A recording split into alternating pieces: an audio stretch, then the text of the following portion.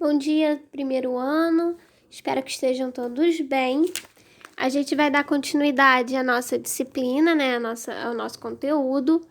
No último vídeo eu falei sobre a região da Mesopotâmia e a cultura das civilizações que viveram naquela região. E eu falei que ela ficava entre o rio Tigre e Eufrates. A gente vai estudar agora sobre o Egito. O Egito, ele fica nas margens do rio Nilo, na África. Isso é muito importante lembrar, porque foi muito comum durante a história se apagar o fato de que o povo egípcio era um povo negro. E era um povo que vive na África. As pessoas acabam meio que separando essa questão, esquecendo dessa parte da história egípcia. Essa civilização se desenvolveu, né, paralelamente às civilizações mesopotâmicas, ou seja, ao mesmo tempo, só que em regiões diferentes. E a questão, da mesma forma que a Mesopotâmia, pela sua localização geográfica, ela era uma região muito fértil, ela era favorecida por ser uma região muito fértil. A região do Egito também tinha essa vantagem. A diferença é que a região, né, onde se desenvolveu a civilização egípcia ficava entre 2 desertos e um mar. Então, não era de fácil acesso. Então, eles não sofriam invasões como acontecia na Mesopotâmia, como eu falei na aula passada. Então, eles levavam uma vida com mais estabilidade. A gente tem uma questão muito importante, assim, sobre o Egito, né, quando se estuda a civilização egípcia, é que a gente acaba percebendo que foi uma civilização muito desenvolvida. Eles tinham muito conhecimento sobre matemática, astronomia, medicina e sobre as artes. A gente tem aqui uma divisão histórica, mas eu não vou me prender muito a isso, não. A gente vai focar mais na parte da cultura. A cultura, ela é inteiramente influenciada pela religião deles. Eles seguiam uma religião politeísta. E, assim, tinha uma questão muito forte da religião, era o conceito de vida após a morte. Mas não é um conceito de vida após a morte como a gente conhece, por exemplo, da religião cristã. A vida após a morte, ela era como se fosse uma continuação da vida daqui. Então, você levava o seu corpo, você levava os seus bens materiais. Então, eles tinham muito essa questão da eternidade. E a eternidade, ela não era só uma questão da alma, era uma questão do físico também, do material. E por conta disso, a gente começa a ter o desenvolvimento da mumificação. Quando eu falo que eles tinham um grande conhecimento de medicina, era até por conta da mumificação mesmo, eles acabavam desenvolvendo desenvolvendo esse conhecimento, né? Por tentar criar essa forma de conservar o corpo humano por mais tempo possível, né? Da melhor forma possível, para que pudesse ser usado na vida após a morte. Aqui eu trouxe para vocês essa imagem, foi uma foto que eu tirei na exposição que estava no CCBB, que é de um sarcófago e de uma múmia. E aí a gente mostra, né, como era uma questão muito importante. O sarcófago ele ainda está bem conservado. A múmia eu não sei em que estado está, eu não vou não vou colocar a imagem, né, das múmias, mas tem múmias já que foram para estudo e que estão sem essas ataduras, para que acabam indo para estudo, ou que por algum motivo acabaram se perdendo e perdendo essa conservação, né, que o povo egípcio lutava tanto para manter. Essa questão da eternidade e de conservar era tão importante que isso se estendia, né? A mumificação, ela não era só para as pessoas, ela também era para os animais. Eu trago esses exemplos aqui que estavam lá na exposição, que são exemplos de múmias de gatos. Aqui no Museu da Quinta da Boa Vista, que pegou fogo e que a gente perdeu todo o nosso acervo, a gente tinha múmias e tinha uma múmia de gato como essas aqui que eu trago como exemplo. Então, assim, essa questão da eternidade era tudo muito importante. E os animais tinham grande importância nessa cultura, né? A gente vai ver que os deuses, eles têm essa junção, eles são metade homens, metade animais, né? Fisicamente falando. Então, junto com o faraó, junto com as pessoas, também mumificavam seus animais. E aqui eu trouxe esse exemplo de gato, mas lá também tinham, acho que, uma múmia de peixe. E faz assim, ali atrás a gente tem, né, o que seria o sarcófago para guardar essa múmia. E a gente pode observar também uma coisa interessante, tanto aqui no sarcófago como nessa múmia, são que elas são adornadas, né? Tem enfeites nas múmias, na atadura mesmo.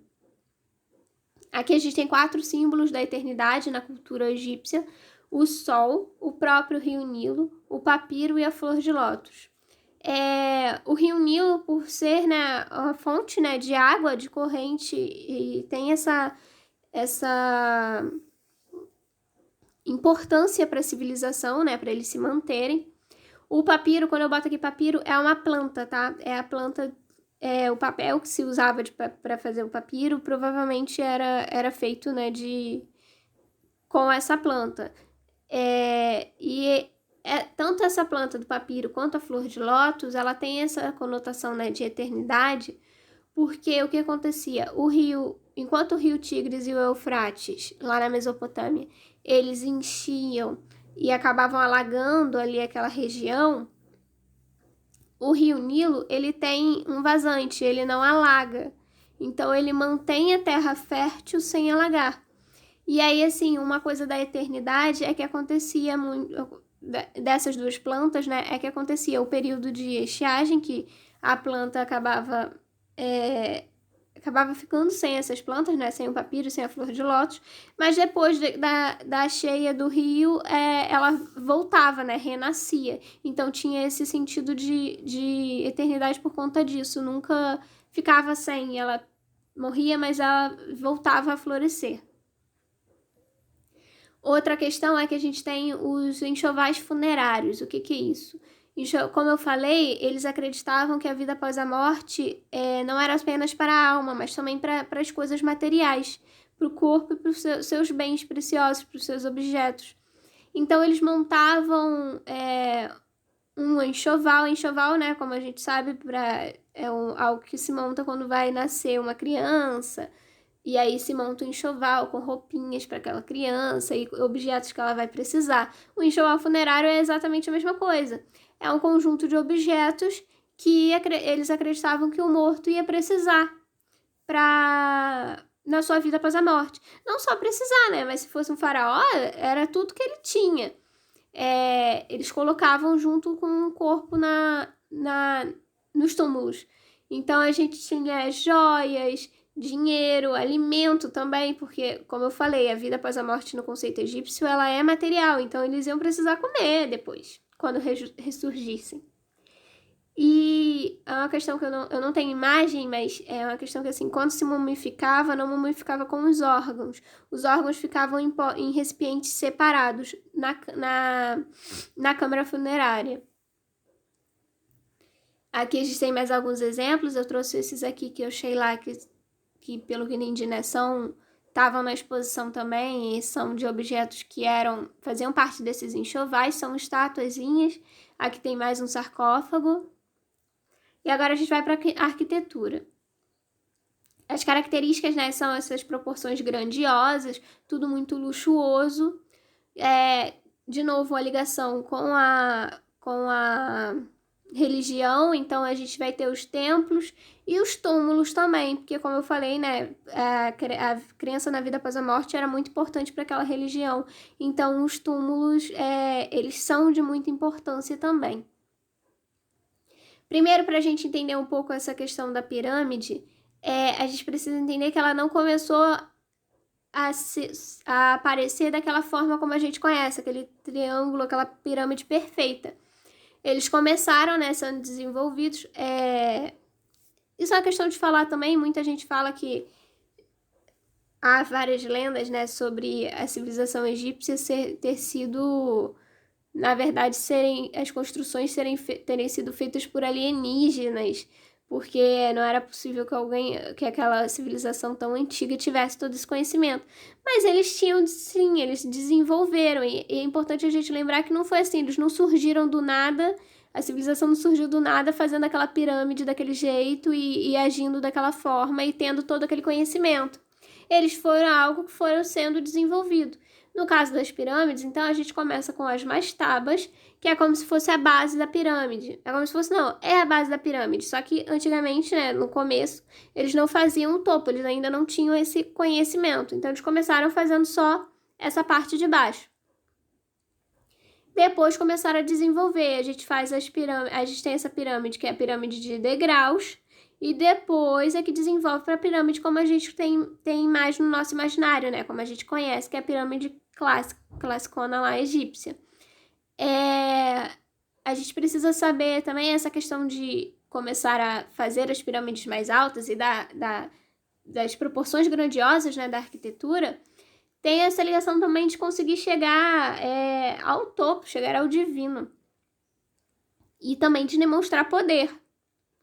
Porque, né, você fazia construções grandiosas, então você demonstrava toda a sua riqueza, todo o seu poder material e o seu conhecimento também, que era algo muito valorizado. Aqui a gente tem essa imagem aqui explicando um pouquinho como que era a parte de dentro, em espanhol, mas acho que dá pra gente entender. Que a gente tem, né, a entrada, tem um poço e a câmara funerária, onde ficava o sarcófago, era subterrâneo, não era ali em cima, não. Ficava na parte de baixo, embaixo da terra. A gente tem aqui outro esqueminha, né, explicando como é que era como funcionava, né, todo esse esquema da pirâmide, do enterro, né, da câmara funerária, onde ficava o sarcófago e tudo mais. Uma questão também, como tinha esse costume de botar objetos, né, de valor junto com o morto, eles criavam um labirinto para poder ser de difícil acesso à câmara funerária, onde estava para os objetos e a própria múmia, né, o sarcófago em si, para proteger de saqueadores e ladrões que pudessem querer invadir aquele túmulo. Outra questão da arquitetura, eu trouxe essa imagem da esfinge, porque pra gente lembrar, né, que também tinha essa função de fazer esses monumentos, né, como se fosse um culto aos deuses também, era um templo. E também pra gente saber, só pra falar um pouquinho, que eram coloridos.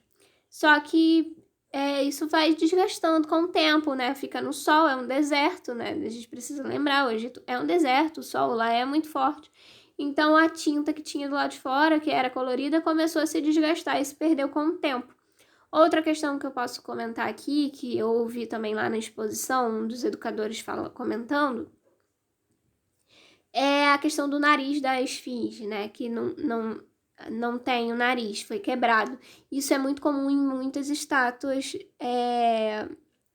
dessa civilização, de terem tido os narizes quebrados. E o educador lá no CCBB estava comentando que era uma questão justamente de apagar essa herança africana do Egito, essa herança negra. Então, assim, tipo, quebrar os narizes que eram das estátuas era uma forma de você negar, porque quebrava uma das características, uma das feições mais características do povo negro, que é o nariz ser maior do que das pessoas brancas, né? Ser um nariz maior. E aí você quebrava das estátuas tentando ter esse apagamento da cultura negra ligada na cultura egípcia, dessa característica dos negros na Egípcia. Tanto que, assim, a gente tem imagens de Cleópatra, Cleópatra, né? Que foi feita em filmes e atrizes são brancas, que fazem os egípcios. A gente teve um filme também recente chamado Deuses do Egito, que eram cheios de atores brancos, porque isso acabou contribuindo e permanecendo, né, esse apagamento da ligação da cultura egípcia com a cultura negra. A questão da pintura, como eu falei aqui, que a pintura ela era muito importante. Então a gente tinha também nas paredes das pirâmides, do lado de fora, era tudo colorido, mas isso se perdeu. Mas do lado de dentro a gente mantém.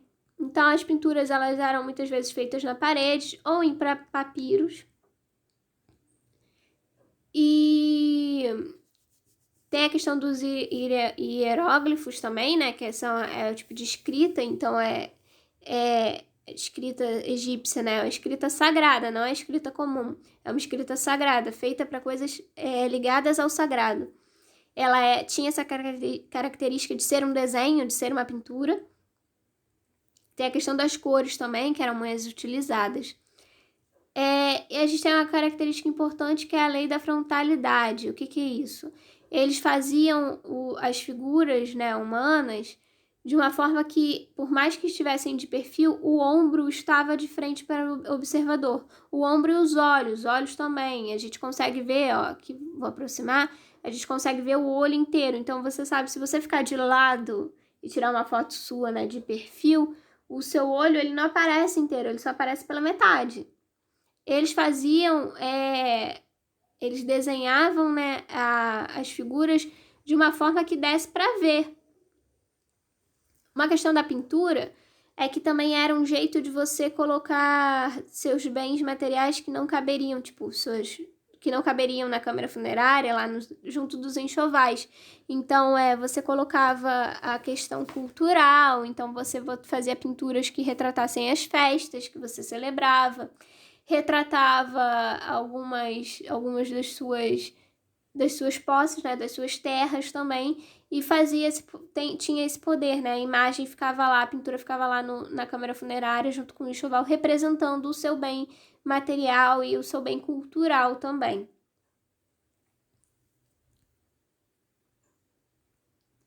Então a gente tem aqui, como eu falei aqui, a gente vê o ombro dela tá virado para frente. Claro que isso tem vai ter exceções, não vai ser sempre assim. Pode acontecer de você ver alguma pintura egípcia que aparece de forma diferente, que o ombro não tá virado para frente. Mas isso pode ter alguma relação com a hierarquia também, tipo, pessoas que eram de uma classe social mais alta ou tinham um poder hierárquico maior, tinham essa característica de seguir a lei da frontalidade. Separei para vocês também essa imagem que eu também fiz lá na exposição, que é o Livro dos Mortos. O Livro dos Mortos é como se fosse um mapa ou talvez também algo que registrasse a vida, de como foi a vida do morto na Terra e de como seria após a morte. Então ele conta, o Livro dos Mortos vai contando toda a vida daquela pessoa e todo o caminho que ela vai precisar percorrer para chegar até a eternidade. A gente tem esse exemplo, como eu comentei, a questão dos animais, né? Esse é um deus, o Anubis, ele tem essa cabeça que é de animal, de cachorro, e ele tem essa imagem, ela aparece muito nos livros dos mortos, porque é como o que eles acreditavam que era um dos ritos de passagem na vida após a morte, algo que você precisaria passar, seria você encontrar com esse Deus, e ele ia colocar o seu coração numa balança para pesar com uma pluma, porque eles acreditavam que o seu coração tinha que ser leve como uma pluma. Se o seu coração fosse mais pesado, você não seguiria para a eternidade e ia ser expulso dali. E se sim, o Deus, ele te deixava, esse Deus te deixava prosseguir com o seu caminho para a eternidade. A gente tem também a questão da escultura. Na escultura, a gente tem como uma característica muito forte a rigidez, tanto na postura como nas feições faciais, né? Então, eles estão sempre numa posição muito certinha, sabe? Muito militar. Militar, né? Entre aspas, assim. Porque tá muito rígido, com a postura sempre muito reta, correta, né? Também. Não estão numa posição relaxada, eles estão numa posição que passa essa rigidez. Os materiais, né? Tem em madeira, pedra, ouro e bronze também. A gente tem essa daqui, tava lá na exposição também, ela é grande, vocês podem ver que aqui do lado tem, né, a porta do museu. Ela é uma proporção grandiosa, mas a gente também tinha essas versões menores, que eram feitas para decorar os templos, para ficar nos palácios e nos enxovais também, nos enxovais funerários também. Essa é uma outra estátua que tinha lá na exposição também, dessa deusa. Uma coisa que eu aprendi na faculdade também é essa posição que ela tá com o pé à frente, né? Isso é um símbolo de poder, é você dizer que você está à frente. Então você coloca retrata, né, essas figuras importantes com o pé um pouquinho à frente. Eu não tenho nenhuma imagem aqui agora, mas estátuas, por exemplo, de casais que retratava o faraó, né, com a rainha e tudo mais, o homem era retratado maior do que a mulher e à frente também, porque era um jeito com esse pé à frente para retratar essa hierarquia, para reforçar essa ideia de hierarquia. Outra questão importante era a questão da vaidade. Então, eles eram desenvolvidos em várias áreas, inclusive na área da beleza, na área dos cosméticos. Então, eles criavam muitos cosméticos, criavam formas de se maquiar. E homens, isso tanto para homens como para mulheres, era algo muito importante. Então, assim, eles usavam maquiagem principalmente nos olhos, porque eles tinham essa ligação muito forte com a questão dos olhos, que eles acreditavam que era que era por onde você via o seu caráter, né, de verdade, a pessoa. Por isso também que na pintura, como eu comentei, os olhos, eles são retratados, né, de frente, porque eles têm essa ligação muito forte com essa questão cultural, essa ligação dos olhos, de ser essa janela, né, da verdade, de você conseguir ver o caráter verdadeiro da pessoa através dos olhos. Então, a maquiagem para os olhos era muito importante. Vocês sabem, né? Já viram aquele delineado perfeito, assim. E outra questão também ligada à vaidade era a produção de joias. Então, assim, outra técnica que eles desenvolveram muito bem foi a ouriversaria, que é o trabalho com o ouro. Então, era muitas joias, o próprio sarcófago, né, fosse de faraós importantes, ele tinha ouro, era feito de ouro e tudo mais. Então, tinha essa ligação muito forte com as pedras preciosas, com o ouro em si, principalmente. Eu vou deixar uma atividade para casa, para vocês fazerem e postarem aqui para mim no aplicativo, que é para vocês pesquisarem sobre alguém importante da cultura egípcia. Eu deixei em aberto. Pode ser um deus, um dos deuses desses dois exemplos. Não precisa ser esses dois, vocês podem encontrar outros, se você pesquisar por outros, se vocês quiserem. Ou por um faraó, pode ser pessoas, né, que existiram, como a gente tem o Tutankhamon e a Cleópatra, que são figuras muito importantes, muito conhecidas. Eu dei esses dois exemplos, vocês podem usá-los ou não, podem pesquisar outros que vocês queiram. Pedi um mínimo de 10 linhas e vocês podem colocar imagens, mas não é obrigatório, tá bom? Então, não deixem de fazer a atividade. Qualquer dúvida, bota aqui no aplicativo que eu tenho como ver. E não deixe de fazer, porque essas atividades somam para nota, não esqueçam disso. A gente está em casa, a gente está em período de quarentena, mas a gente ainda está em aula. Então, vejam as aulas e façam as atividades que os professores passarem, tudo bem? Eu vou encerrar por aqui e na semana que vem a gente dá continuidade, então, ao nosso conteúdo.